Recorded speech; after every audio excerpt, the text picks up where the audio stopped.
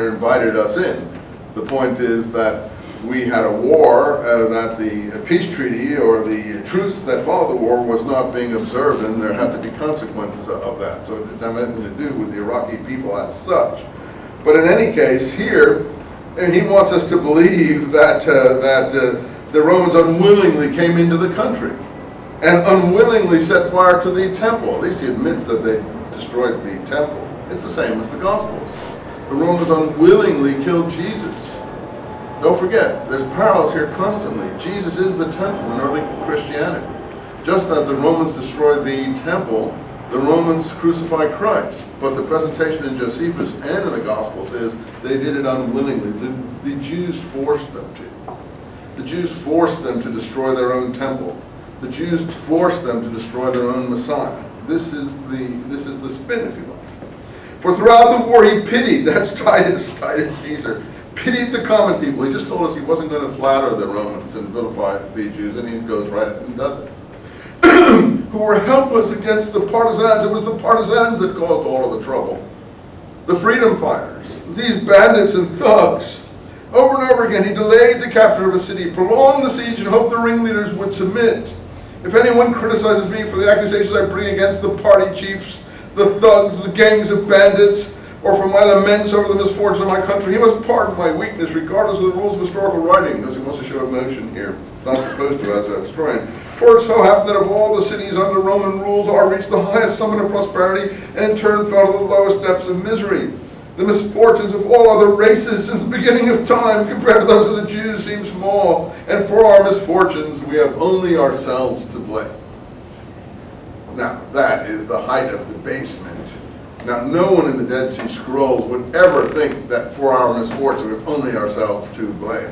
None of the revolutionaries, none of the people who refused to eat forbidden food, none of the people who underwent torture ever felt that their torturers, that they had only themselves to blame for this. In fact, they called down curses upon their enemies. And in the scrolls, which I think are the literature of the resistance movement, the people who did not do what Josephus did, survived by flattering their conquerors, there's never such an approach shown. And at the end of the Habakkuk commentary, they wish down destruction on all the peoples who serve idols and all the evil people on the earth. I'm not in agreement with wishing destruction on anyone. I want to show you the different attitude. So this survived, that was put in caves.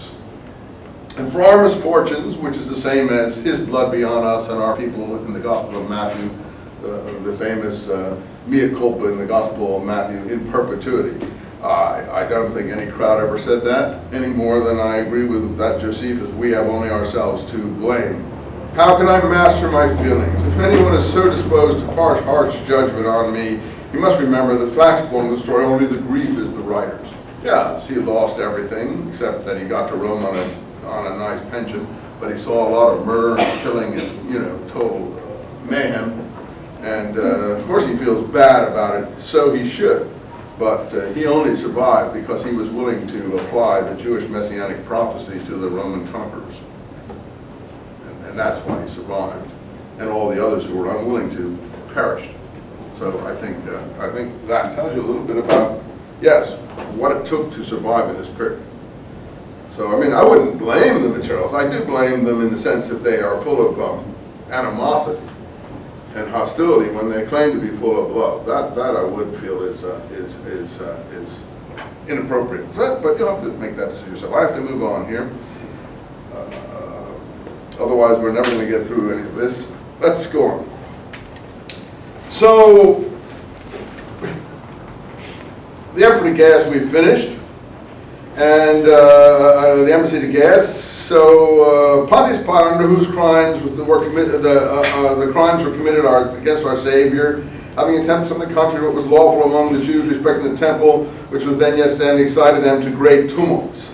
So for him, really, Pontius Pilate is not, at least for Eusebius, is not the problem. It's the Jews making trouble because people like Pontius Pilate wanted to do things that they disapproved of, what was the thing that he's referring to here that caused revolutionary strife among the Jews that Josephus tells us about in Pontius Pilate's reign? Well, one thing was that he wanted to put the